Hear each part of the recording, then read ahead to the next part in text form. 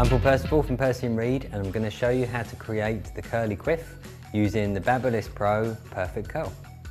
To start with this look, we need to section off the top section of Anna's hair, and we'll come back to this once we've slicked the hair back. The rest of the hair we're going to scrape back to give the appearance of shorter hair. The whole thing about this hairstyle is to have a slightly masculine feel to it.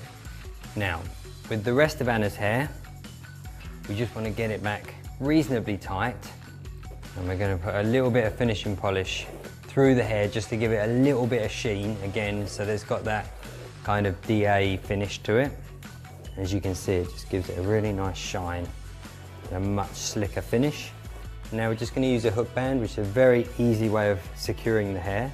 And we're going to take this ponytail and we're going to quickly braid it. And we're just going to take that braid back on itself, and all we want to create is just something neat and tidy in the nape of the neck. Now we're going to work through this section of hair, and we're going to take around about inch sections all the way through it. That's about the best size for the BaByliss Pro Perfect Curl. We're just spraying it with hairspray. We're going to take it quite close to the root, and we're going to remember that the barrel needs to be towards the head.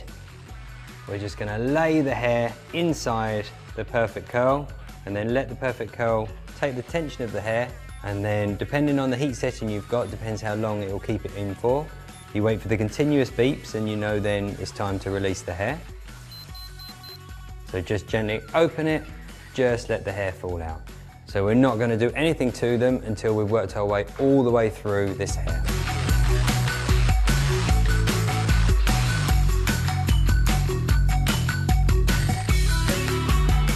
These last sections through the front, we're doing them in small sections as we want to get a really fine, tight curl. All these sections we brought forward as we want the quiff to actually fall forward.